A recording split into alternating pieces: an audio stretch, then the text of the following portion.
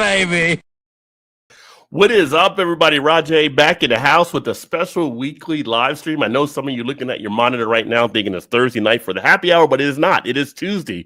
So a couple more nights I'll be back with Todd and the crew, and we'll talk about some things there on happy hour and, of course, enjoy some beverages. But tonight, I'm actually proud to bring in Jamie Fay, who is the CEO of RationAle Brewing, as we talk about some of the things they're doing out there in California on the NA side of things. There's a lot of good stuff happening. So we're going to talk about a couple of their beers, as you can see up here, spinning next to my big old head. So that being said, Jamie, welcome in, my friend. It's great to have you on board and bring you up here and talk about some of the things you're doing out there in California. Yeah, thanks, Rod. Awesome to be here, and appreciate you giving me the opportunity to talk about our beer and tell you a little bit about our story and all the exciting stuff that's happening within non-alcoholic beer.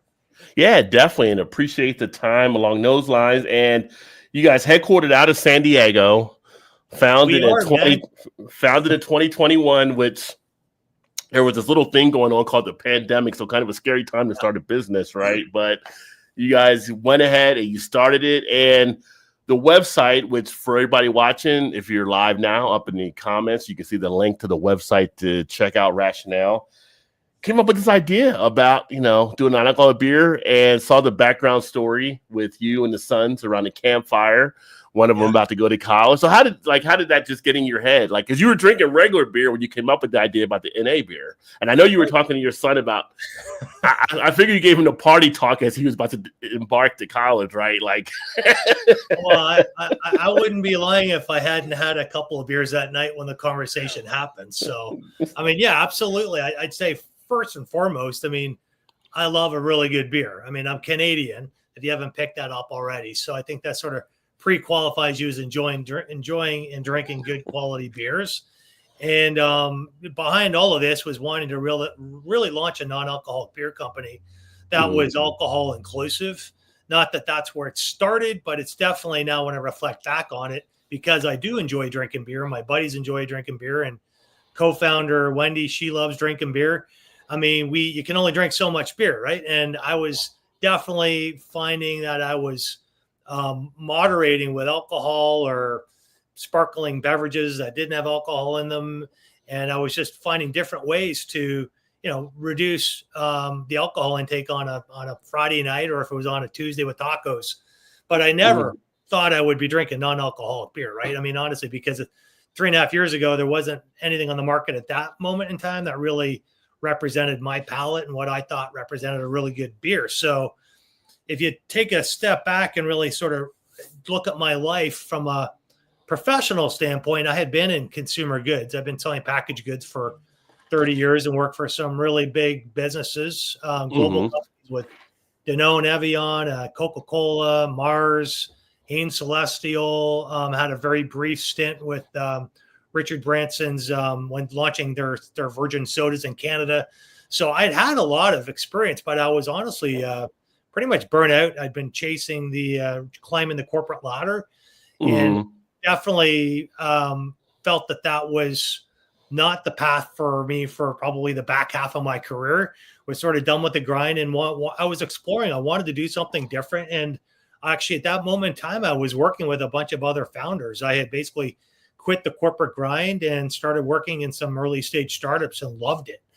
And I had always wanted to launch my own company, but I just didn't know what it should be. And you just don't go launch something. You got to have a good idea that sort of resonates. And that's sort of where this personal journey comes into play with the story, is that growing up in downtown Toronto, my dad was the youngest Supreme Court judge at 31 years old. He was very successful, top trial lawyer in the country, professor at the University of Toronto.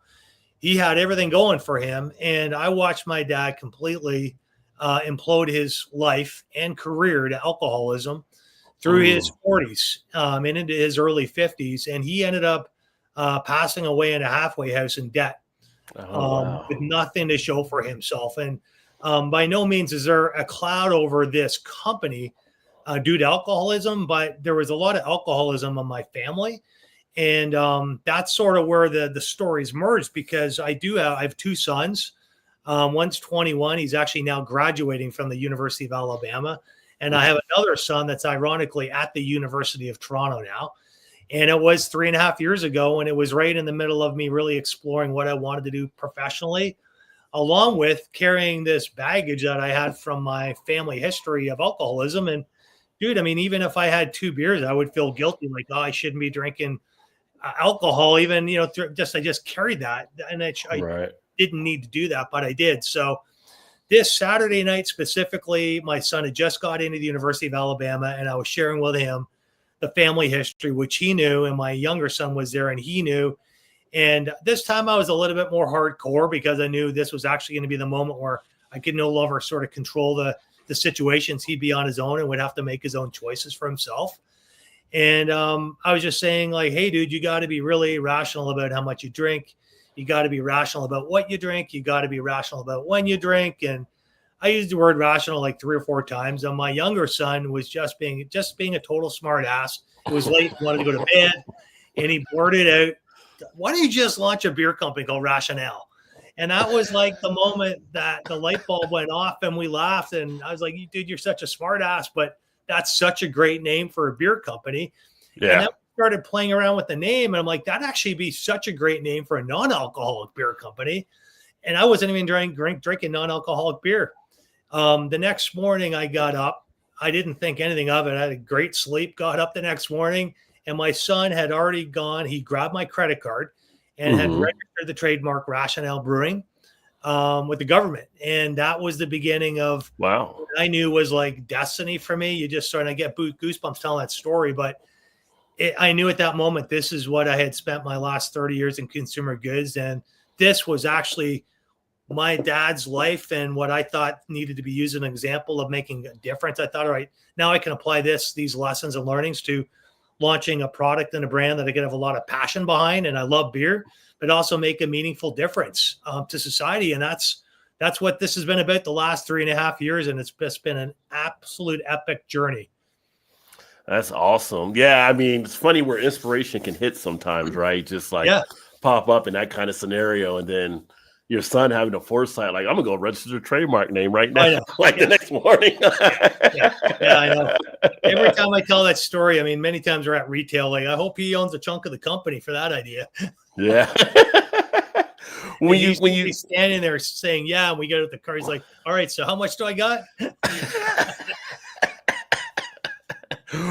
When you think about that opportunity, then, like, so you come up with it and you kind of put it out there. Like, did you look to anybody else in the brewing industry for inspiration? Because you're like 2021, that was before where we're at now. So you didn't have as much of a precipice on the non-alcoholic beers. So it was kind of like, who do I look to kind of see what be going on? We got a couple, because we're not going to say ages, but me and you both remember the Sharps and O'Doul's days. So it's kind of like, don't want to be like they were back then, but you got to be something to draw people in with that taste and that profile and market and all that. So how did you look to deal with that? You hit the nail on the head. Well, the first phone call I made probably wasn't the right call, because I called a couple of my buddies from college, and they're like, what the hell are you thinking about doing? You drink beer and you're going to launch a non-alcoholic beer company and you're going to put all your life savings into that. So that was like, I think maybe even motivated me more. I'm like, yeah, I am. And I actually know what I'm doing. But I because of my background, I was able to vet out the category fairly quickly. I called a friend of mine in the industry that worked for a really big, data provider that has all the scanned sales of all the, the food and beverage brands across all their major retailers. And I called them and asked them to do me a favor and run a report to sort of let me know what's happening with the non-alcoholic beer category. And that was when I got the report back 24 hours later, I looked at it. I could not believe the growth that was happening inside this very small category, which at that point was sitting around $100 million, right? It's going to be over $1 billion this year. Yeah. So I saw the trend. I'm like, all right, this is real. Why is it that I'm not drinking non-alcoholic beer? So then I went to a Total Wine and I bought everything on the shelf and brought it home, including O'Doul's. And I poured 95% of that crap down the drain. Yeah. Because it was like, all right, I'm a beer drinker. I'm not drinking that. So there's got to be a better way to go do this. And then I reached out. Like, I got no shame, man. I got hustle. I reached out to anyone and everyone that was involved in non-alcoholic beer at the time. You know, some of the largest brands that there are today and the founders that are still involved. I spoke to all of them and got great insight and feedback on what it had been for them in their journey and their journeys. You got to think of, like, they truly were pioneers, because they were back in like 2018. That was 2021. Yeah. So I got a lot of insight to what it took to get them to where they were. And I knew how to go do it in terms of building it, but I didn't know anything about the brewing side of it. And so that was then the last box to check was, if I'm going to do this, I got to find a brewery that I can partner with that brews legitimately, can brew really good, high quality beer, non-alcoholic beer. And I didn't realize at the time technology was going to be the path and the route that I would end up taking. And ultimately, it's the reason why we have the quality of the beer that we have today. I've consistently chased the best technology that's on the market and the best methods to get to the highest quality. So that's, in a nutshell, like, over the course of, I'd say, 60 days, I went through all that entire process. This took place in like April. It was by the time late May, June rolled around that I'd found my brewing partner, and I put a deposit down on my first batch of beer mid-June. And it was 8 weeks later that we launched RationAle. So it was like from idea to shelf in the matter of less than 5 months. Yeah, no, that's awesome. And we're actually going to touch on this in a bit, but for Vanessa, who's actually one of my longest time followers and viewers of the channel, she definitely wants to look them up in her area, because she does want to make some beer batters. And we talked last week, and I told her to make sure to tune in tonight, because she was asking about non-alcoholic beer being used in cooking, which you can do. I mean, non-alcoholic beer is still beer. We're just withdrawing the alcohol out, right? So you still have that opportunity to still do some things, which is interesting. So before you launched RationAle Brewing, because we talked before the show with all the different background and kind of as we hit into it here, have you brewed before? Was it just kind of you talked about the idea, but had you been doing some personal brewing, or was just kind of like I was just doing a lot of personal consuming? No, I know what it tastes like, so that's a good thing. I know. I mean, I know what good beer tastes like, and I did make one batch of homebrew when I was in college, and it turned it out so nasty. And I spent so much money on this brewing kit. I'm like, I could have bought like 4 cases of beer for what I just tried to brew. So I early in threw the towel in on becoming a brewer, but I knew I could sell it, and I could definitely understand what a good quality beer would taste like. Yeah. And that's where you need, that's where good partnerships come together. And that's where really at the end of the day, the category has evolved so fast in the past 5 years, but the very original way of creating a non-alcoholic beer is arrested fermentation, right? And that's the most traditional method in which any home brewer can do, which is basically just brewing your beer and not allowing the ABV to go above a 0.5 ABV, above probably around a 1% ABV. And then you basically can just heat the alcohol off, which is the most simplest of ways. But today there's incredible yeast enzymes out there that you can add in, and you can actually break down the alcohol molecules so that you actually can break down the alcohol so that you don't actually have to heat the beer up necessarily. You can also use yeast enzymes to do the work for you as well. But that's the arrested fermentation. And then after arrested fermentation, there's 2 different really common technologies out there. One is vacuum distillation, which is where you're doing your high gravity brewing, going up to 5, 6, 7% ABV. And then you're using the vacuum distillation process to separate the alcohol out through distillation, through steam. And then the other method is using the method we use today, which is a membrane system, which separates out the alcohol at a molecular level. Same situation. You're brewing your high gravity beers, and then you're bringing it down through the reverse osmosis membranes. In both of those situations, though, you're getting full body, full brewed beers that end up capturing the true essence because they fully fermented. Excellent. Yeah, nobody's going to believe you just started 4 years ago because you got the knowledge down there. You're definitely a quick study for sure. So. Oh, yeah. Well, I can tell you with the number of batches of beer I've brewed and tipped over the years, you remember the mistakes you made with the brewer, and you're not going to make them again.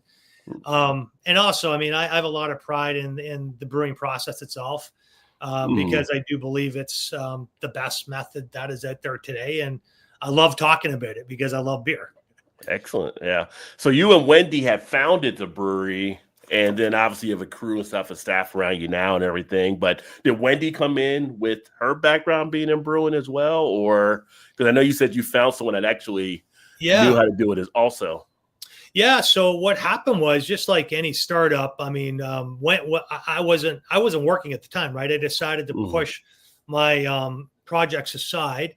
Wendy had a full-time job. So when Wendy and I decided that this would be sort of my thing, this is going to be the big bet, Wendy held back, and she maintained a full-time career. And she also comes from 30 years of consumer goods experience. So she has an incredible amount of experience in the sales and the operation side of running consumer packaged goods brand.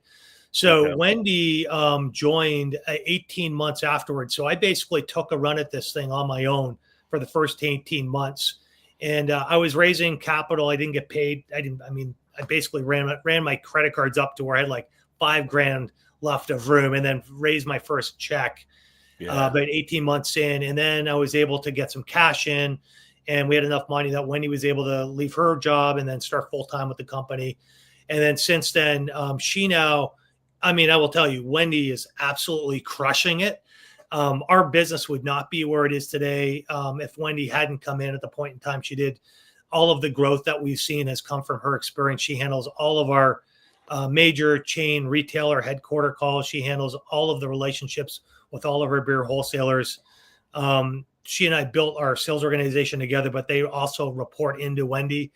And then Okay. she has the operation side. So Wendy has been an instrumental piece of getting this business from when I got it off the ground. She's helped me now get it into the high growth mode it is today. Excellent. Excellent. And speaking of RationAle, I haven't tried one. Yeah, I got them up here, right? So I've actually done the cold style, which I've done a review on the channel for that one, but I've not done the Mexican cerveza. So should I jump into the Mexican cerveza? Yeah, I grab the do the cold to cerveza save for that? sure. Yeah, Okay. so I'll say the Mexican cerveza was the second. So the first few we launched was our hazy IPA, and then the Hmm. Mexican cerveza was the second style of beer we launched, and that came directly from probably about 50 sampling events I was doing down here in Southern California. And Pacifico and Corona are obviously big beers in the summer, and everyone was asking, can you innovate and create a similar styled non-alcoholic beer that tastes just like a Pacifico or a Modelo? And so Right. that was what we were really going after. So what you're going to have there is a super clean, crisp corn build lager. And yeah, you got some nice head on that. And I will tell Yeah. you, if you had a lime, which I should have told you to bring one with you, you squeeze a lime in that and drop it in, it is a freaking dead ringer. All right. I'm not usually one to fruit the beer, but if it works, Yeah. I'll give it a shot. Well, I'm not either, but it's amazing how many people love throwing a lime in their Mexican lager. So Yeah. what we didn't want to do is add in that sort of lime flavoring that would, I think, completely distort the beer. So what you Yeah. have there is just a full, clean, crisp lager. I mean, it's got the nice nose on it. I mean, to do a blind test, a blind sniff, so to speak, you would think of it being kind of a Mexican, like an North American adjunct type lager. Definitely getting a little bit of that sweetness in there from the grains. Yeah, but if I went across the street to my local Mexican restaurant, it'd be right on par with what the aroma would be. Yeah.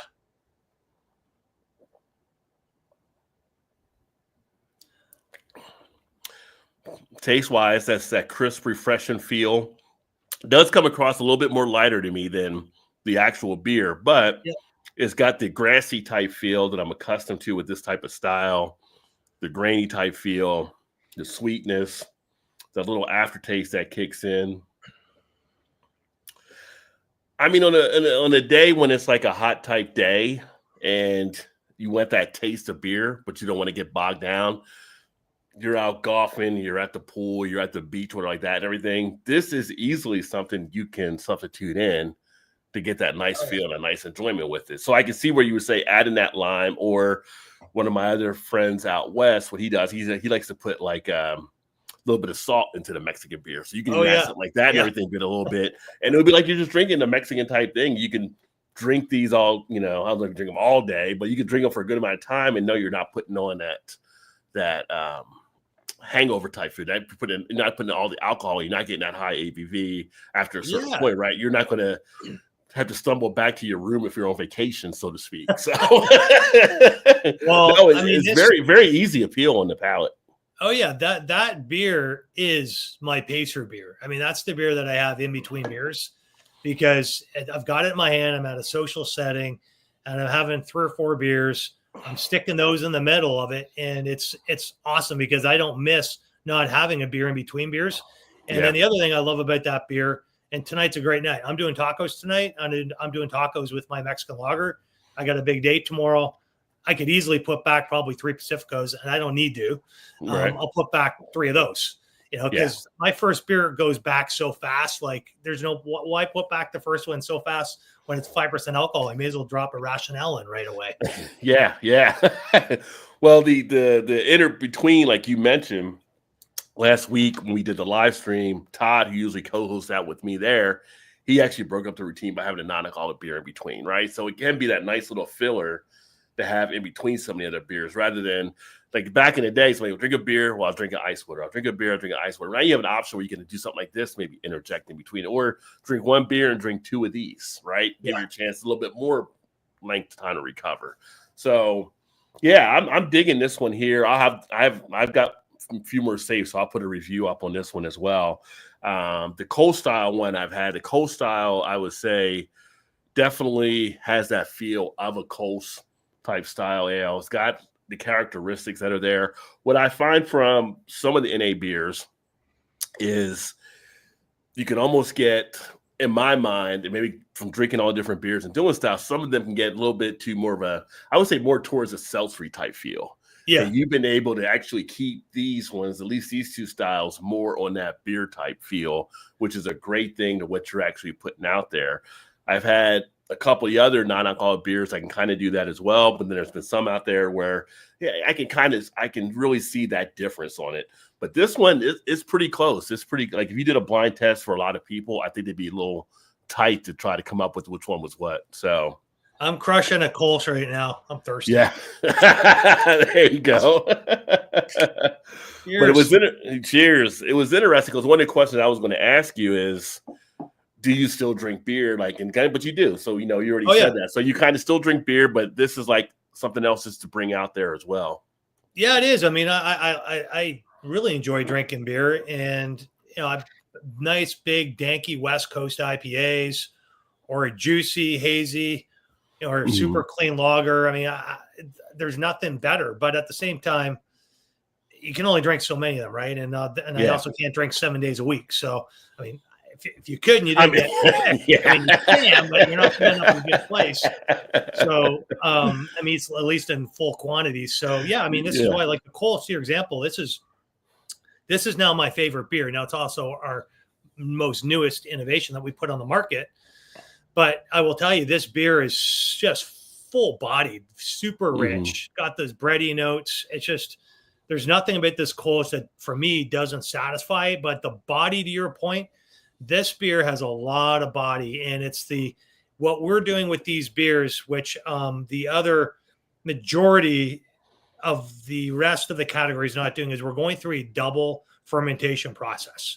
Okay. So we're using technology that brews our beer twice through, brings it down to a concentrate, and then is recarbonated, and then it goes through the reverse osmosis system. So it's the double fermentation that's bringing these beers down to concentrates, that's allowing to capture all those flavors, but also maintaining the body and the infrastructure of that beer. That's why these beers taste the way they do. And that's why this Kolsch, you recognize that. We took a long time developing this Kolsch, and this is now quickly becoming our number 2 seller next to the Mexican lager. Nice.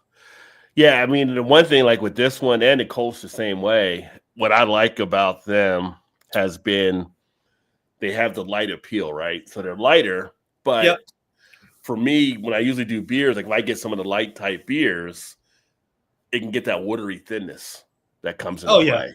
I'm not, it is so funny 'cause I'm not picking that up with either of these styles that you've actually done here, where it still has that nice body around it, even though it's an NA beer, right? So it's down under 0.5%. So that's a great thing with it too.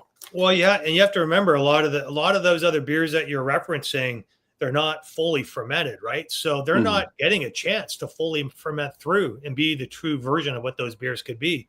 So if you're halting fermentation at 1%, you're not going to have a lot left, after you add in some heat and you break the beer down.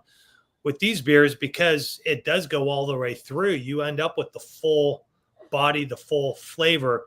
And unlike a lot of other categories, yes, if you have a 7.5% West Coast IPA, you're going to notice that this is not a high alcohol gravity beer. So you miss the weight of the alcohol, but a lot of those other beers that are thinner, they're not able to maintain the infrastructure of the beer. So not only are they thin, but then they also don't have the alcohol. So that's like almost a double whammy for an alcohol consumer. Many times I've had folks share with me is that some of the biggest threats our category face are some of the subpar beers that are on the shelf that haven't gone through the proper steps and process to innovate to get to the point that when it makes the shelf, that it's going to be delivering what the consumer's expectations are. So there's a lot of thin beers on the market that probably if they'd spent more time, they could have ended up building a better beer. But today there's so many brands and breweries trying to rush the market to capture market share and shelf space. And it's not necessarily doing a great thing by the category and for consumers for the first time. So they got to find brands like RationAle. That's their first experience. Yeah, definitely. And it's kind of sad they kind of rushed it out there too, because if a consumer has that bad experience, they may not want to come back and try it versus taking your time and having a good experience there. That can actually get the return business for you too and spread the word, right? So yeah, I mean, that happened with our Kolsch. We were supposed to launch this in September, and we got to our final batch, and it was not up to par.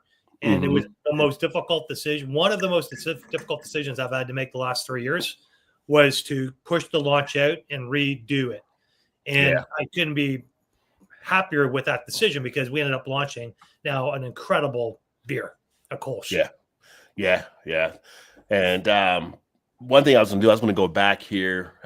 We kind of touched on it a little bit, but now it's before we went on.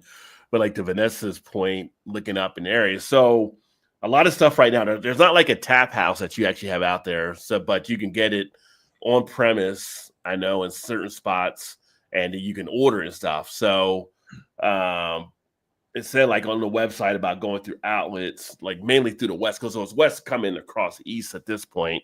But before we talked earlier, before we started, there was a great announcement as well, which I can let you make that announcement, and then when you make the announcement, I actually will take that and put that in I can't say, I'll put it in the store. I'll let you go ahead and make the announcement there. So I kind of almost blurted it out already.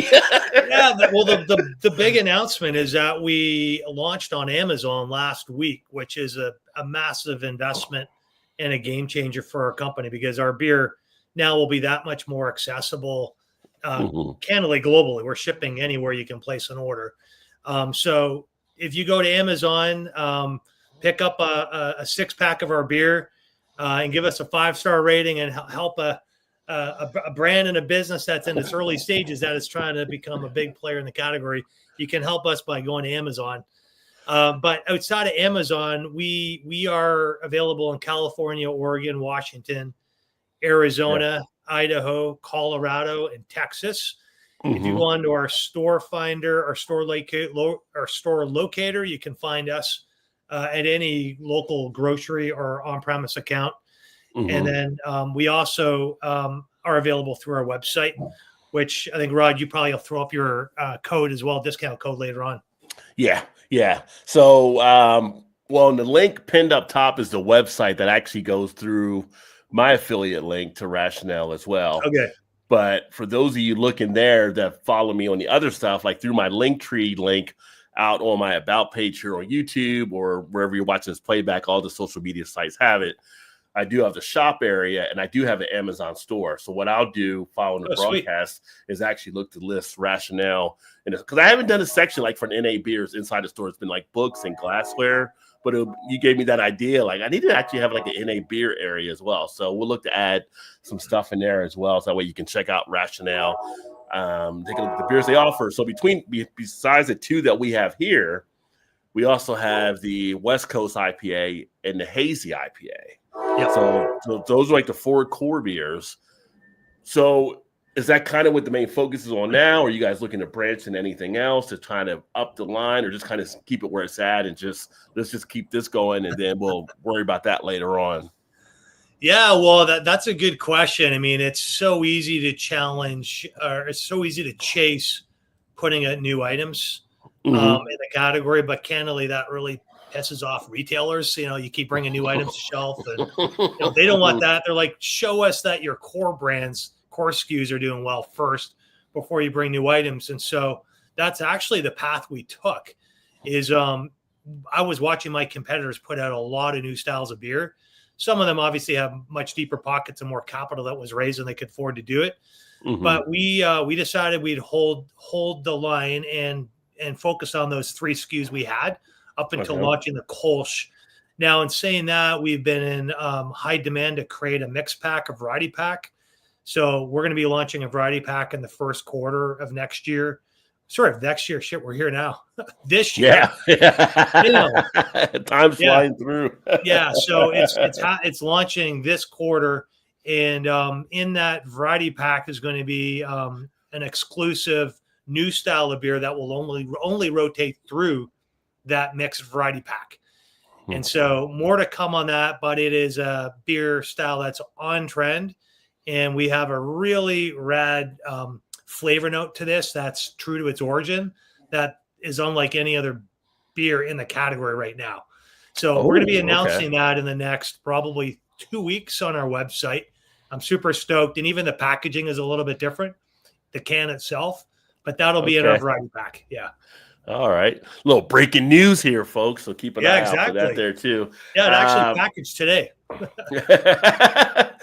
So actually, you made me think of something else there, because you do a lot of the canning for your stuff right now.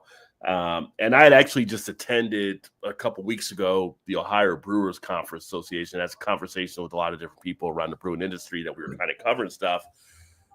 Concerns at this point, or anything that you guys kind of have to like almost insulate yourself for in case anything does happen with these like potential tariffs and stuff going forward, where you might have seen an uptick in can pricing? Is that kind of playing into some of your planning now, or any concerns out there?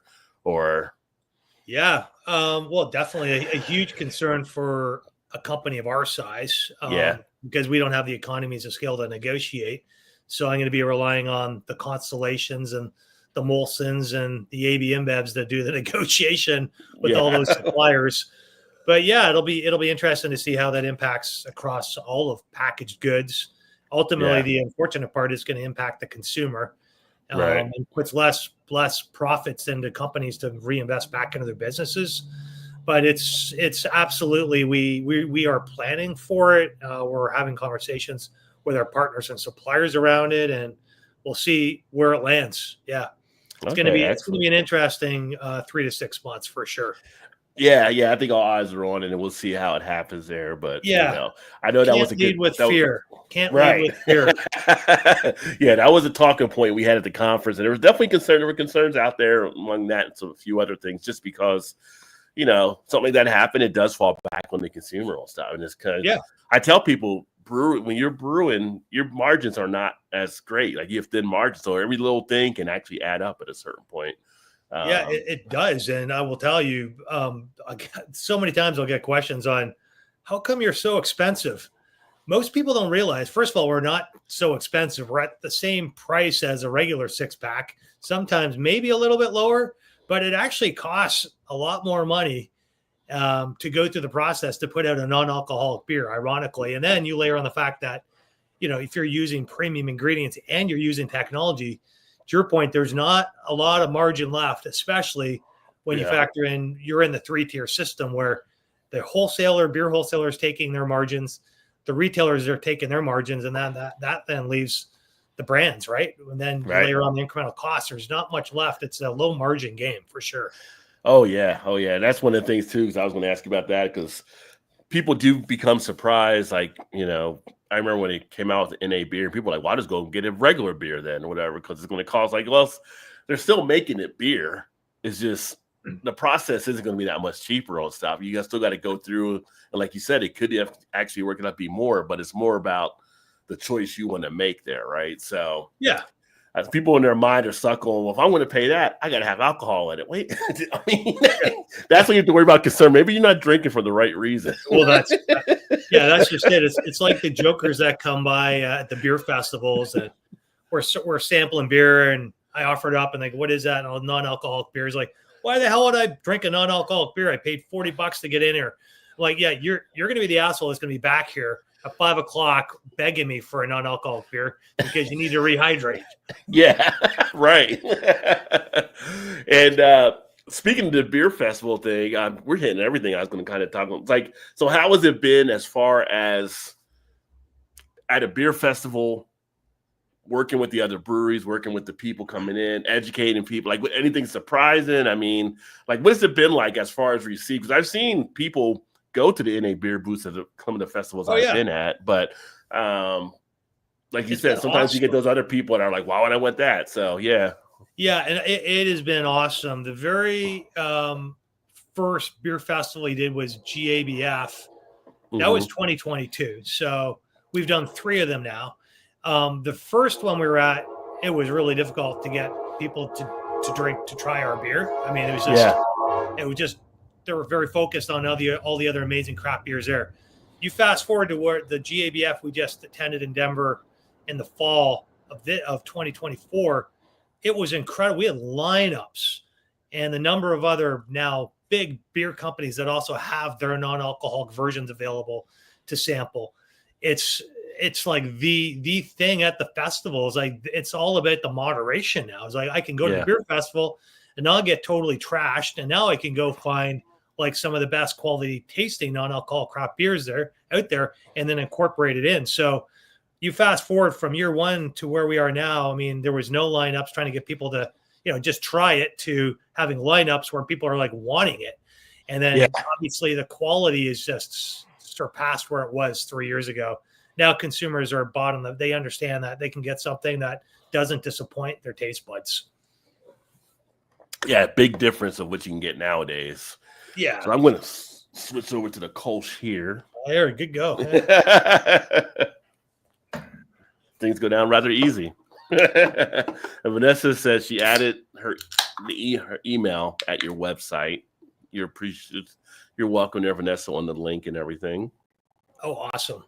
Yeah. Yeah. And if anyone wants to reach out to me directly, I'm not sure if you'll be putting up my contact information, but it's Jamie, Jamie at RationAleBrands.net. And Rational doesn't have an E on it. RationAleBrands.net. And I can definitely, any questions, just shoot me an email. I love engaging with our consumers.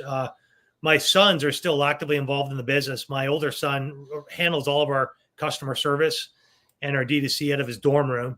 And then my younger son handles all of our social media. So whether you email me, email our website, or email our Instagram, you're going to get one of the family members that are still actively involved in the business. Oh, that's awesome. Yeah. And then again, for those of you that may have come in at the top of the chat, there is a link there to the website. But speaking of the website, we'll go ahead and pull that up here as well to share with the folks too, so they can check out the website if they had not seen it as of yet. So here we have the website, RationAleBrewing.com. Lots of good stuff here. Is your email on here as well on the website? No, but if you click on the customer service, it goes directly to my oldest son, Tyler. He's the one that responds. Okay, excellent. Yeah. And here you can see the lineup of the 4 beers that we also mentioned here and the different things. And they also have the shop link here as well. So all this stuff will pop up through that link there.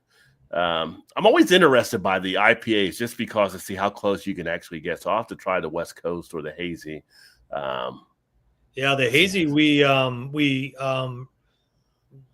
didn't completely reformulate, but we updated the recipe with some of the hops, and it's just a killer beer. We get so much incredible feedback on it. It surprises most. Yeah. Now, are any of the styles easier or harder to brew than the rest of them? Like, do you find getting into the Mexican might be easier than the IPA or vice versa? Or well, that's a good question. I think asking a brewer that uses arrested fermentation that isn't adding anything into the beer from a flavor standpoint, what the most difficult beer is to replicate, they're going to tell you a lager. Because with a lager, you can't mask any of those warty notes that will sometimes come from the arrested fermentation, especially if you're not using some other elements like yeast enzymes. So for a traditional brewer, doing a lager is very difficult. If you're going to do an IPA, you can always add in some hop oils. If you're going to do a hazy, you can add in some purees for the juice. But yeah, lagers are very difficult. So I would say that's why I'm most proud of our lagers, because we don't mask our beers with anything. What you're tasting is just straight up, hops and water and barley and yeast. There's no magic in this can.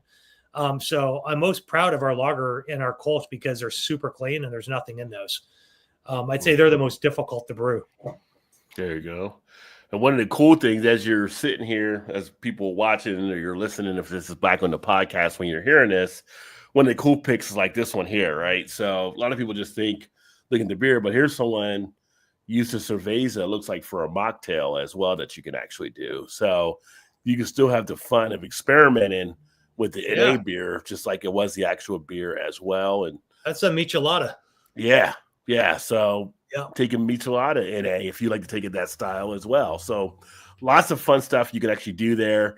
The find our beer, like on the website, we have stuff located here. Obviously, I don't know if the Amazon was added as of yet. I didn't see it earlier, so I guess that needs to be added on there. But you have all the different locations, West Coast. Like you're in Whole Foods and you're in like Total Wine and different spots. Now, I know you're going from West Coast going east, but do you know how far they're distributing out yet? Like, are they distributing out towards the East Coast yet, or down south? Or no, that's a good question. I mean, the tricky thing about building any business in the consumer goods industry is how fast do you scale your brand as you build your brand awareness. And so we've strategically chosen to take our time, which candidly can be, it is a practice of patience for me because I want to grow very fast.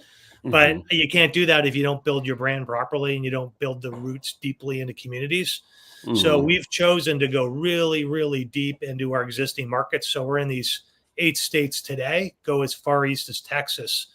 And we will continue to expand and scale the business as we feel the brand has been mature enough and has shown enough of its strength with an existing market before we go to another market.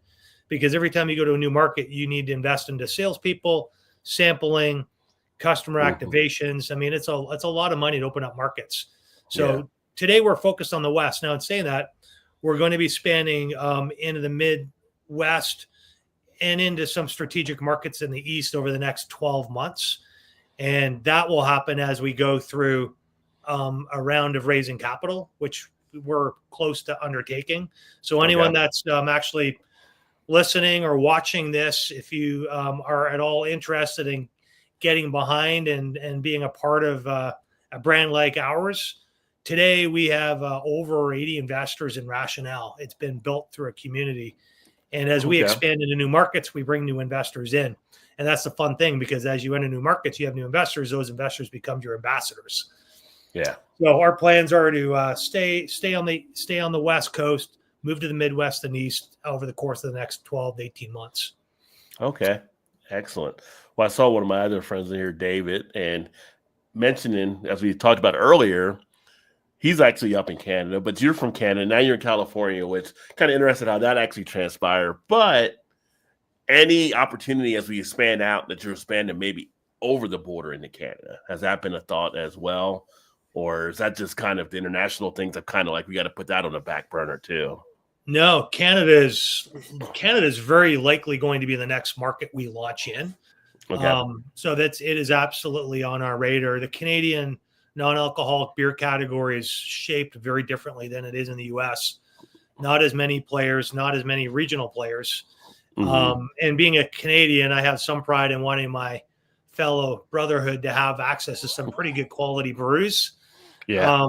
I was just up in Toronto a couple of weeks ago for Super Bowl with all my buddies, and I brought our beer. And like literally, my guys who drink beer drank 30 cans of RationAle through the evening, along with their regular beers that they're drinking, right? Their ABVs. Yeah. So, I mean, I can't wait to have RationAle available in Canada for retail. Where does your buddy David live? David is up in Ontario, I believe, David, if I'm correct still. He's a little sad probably now because he's a big Chiefs fan too, and they didn't pull it out this last time. But yeah, he's up there. All right. Well, David, shoot me a DM, man, and I'll set you up. Yeah. And one thing I was gonna say, so one of the other NA breweries I know, they just had a pretty good success collaborating with an actual regular brewery. Have you guys thought about doing anything like that? Because now, that regular brewery wasn't going to make NA, but they collab with the NA brewery that kind of now they come together and they can put that at the brewery. Has that been an opportunity for some of the breweries that are well, we know we need to have something for the people that's NA, but we got everything else dedicated. Maybe they can collab with you to have you team up with them on something. Yeah, no, it absolutely is. I mean, we're looking at a couple of different paths on how we're going to eventually scale the brand and the business. And so having access to a reliable supply chain where you have capacity, obviously in the US right now, there's no need to go build a brewery when you got 50% of capacity available across all breweries in the country. So we will ultimately land a partnership somewhere at an existing facility. And the most important component to that is that we can't just go anywhere, right? So someone needs to believe in the technology that we're using and sees that as a means in which they want to get behind that as well. And I wouldn't throw out the fact that we would also look at multiple different ways in which we may want to expand our portfolio because we are an alcohol inclusive brand as well. Okay. And is there a goal to maybe have a tap room down the line at some point? Or I'd love to. I mean, I'd love to have a tap room, but it's all about where do you spend your next dollar and your capital. Yeah.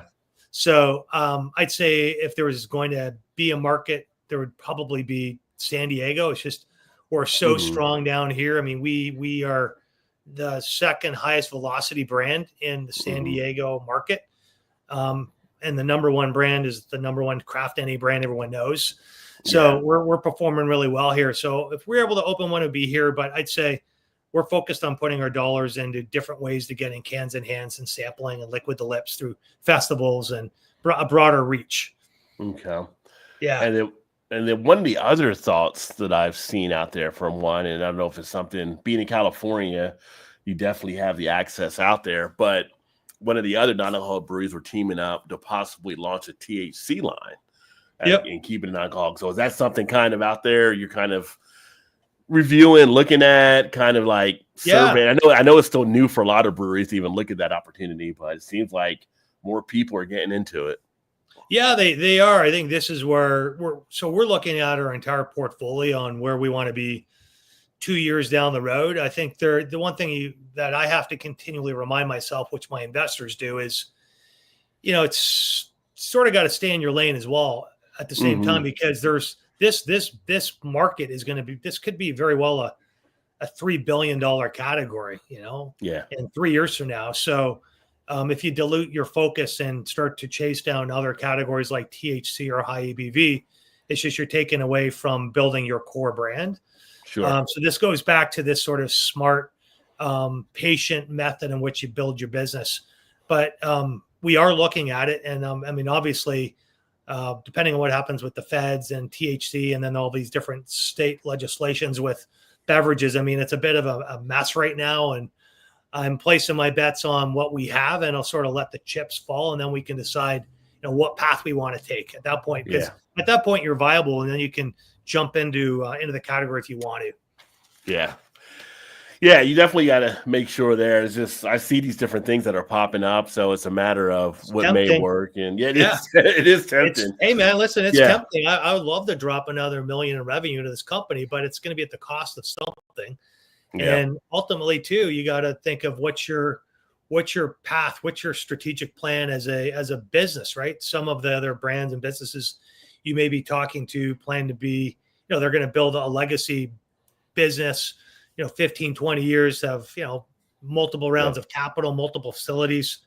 That's not the path that we're building a brand. And the path of that brand may be very different than some of these other beverage brands that are going to look for other revenue streams that help them much longer term than where we would be. Yeah. Yeah.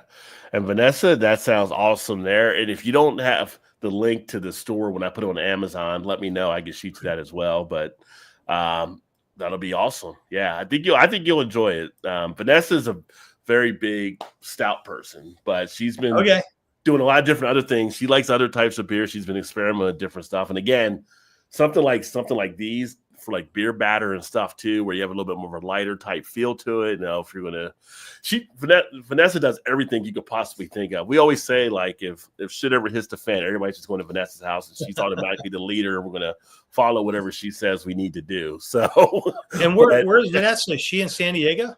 She's actually in Connecticut, so she's up in Connecticut. Okay. But, she grills everything. She bakes everything. She makes everything. She hunts. She skins. She does everything you can possibly think of. So, yeah. It's like, how does she does not have a show on Discovery Channel? I have no idea. All right. It sounds like we need Vanessa to become one of our Mavericks. Yeah, definitely. But, so she's going to definitely check that out there. It's also, I think of the NA beer scene from the stuff I've been following and watching. The one thing I like about what you're doing and a couple of other companies I've talked to is the focus is right there. Like you have some breweries that are doing the NA, but they're still breweries, right? And they're just trying to put something out there, 5% of their portfolio, whatever the number may be.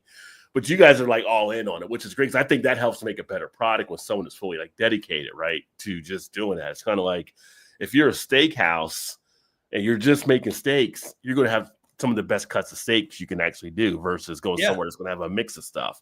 And I think that helps stand out because when I did the review there, I think I even mentioned on it, like you guys already starting to stand out versus a couple of like it's you and a couple of other ones I've had that are like, you can definitely tell that difference and you can tell the craft work that's being into it. You can tell it's changing the game. So there's a lot of good success that you're doing behind everything. Yeah, thank you. Yeah, I agree. I mean, the more focused you are, the higher likelihood that you're going to have a higher quality product. And some of the best innovation that's taking place that doesn't involve technology right now is coming from breweries that are 100% focused on non-alc beer.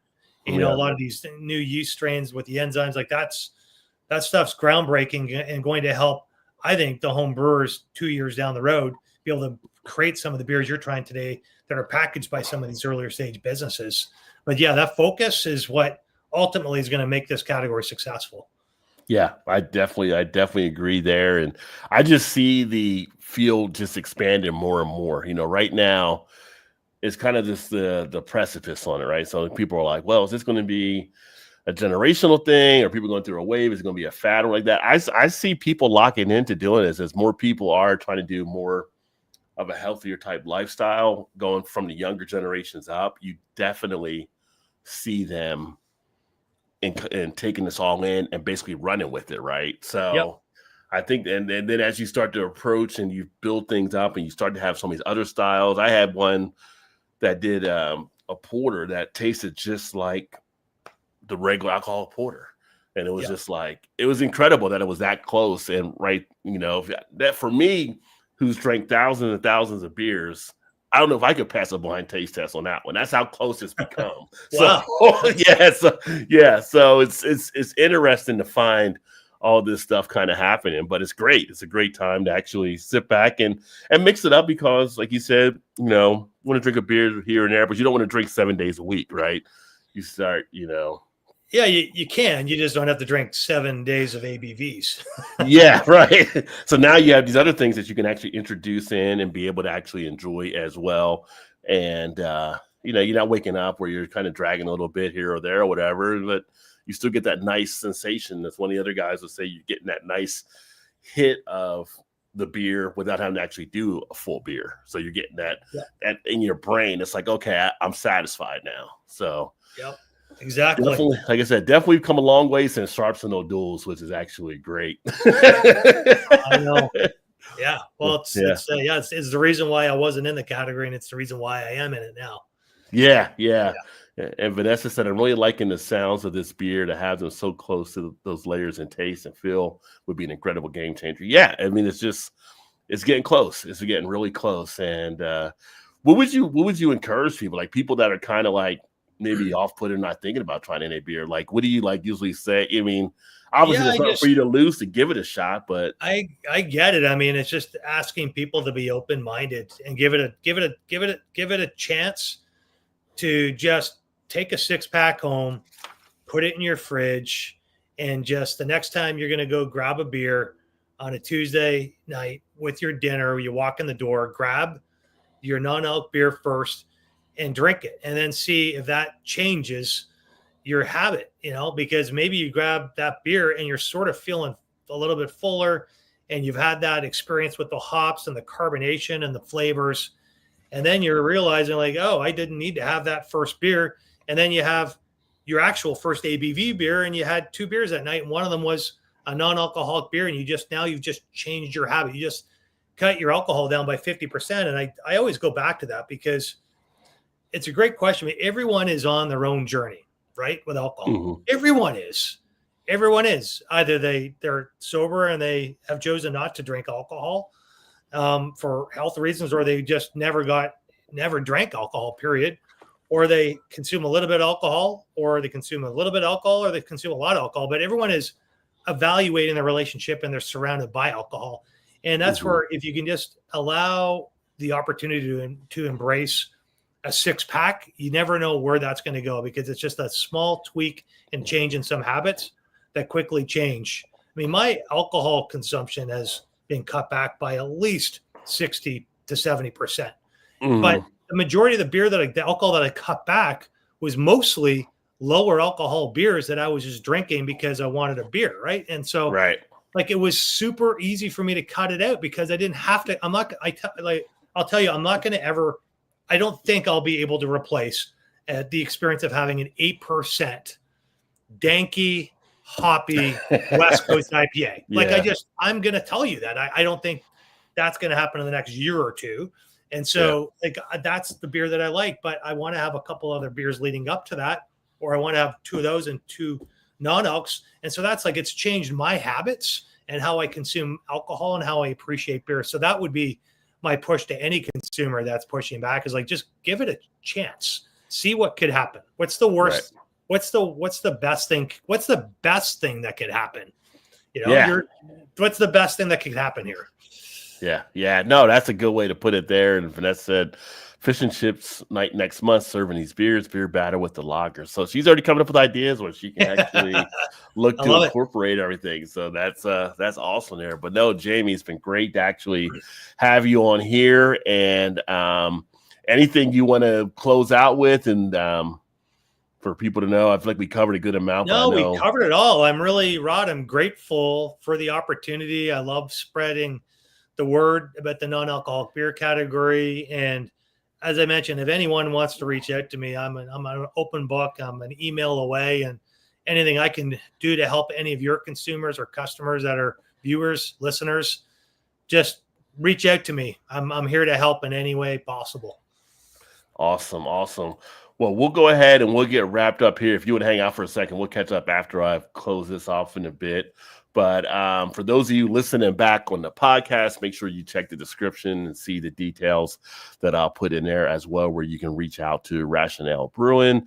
And this is awesome. This is what I do. This is what I love to do, is be able to share these stories, have the great people on like Jamie here, bring good things to you here. Next week, don't forget, I will actually have Kate Bernat on, who is one of the most acclaimed like beer writers nowadays. Everybody knows Kate Bernat in the beer industry pretty much. So that'll be another great live stream. That'll be next Wednesday night. But this Thursday, we will be back for happy hour as well. So make sure to join us for that. That being said, thank you again, Jamie. We'll go ahead and sign off. And cheers to everyone out there.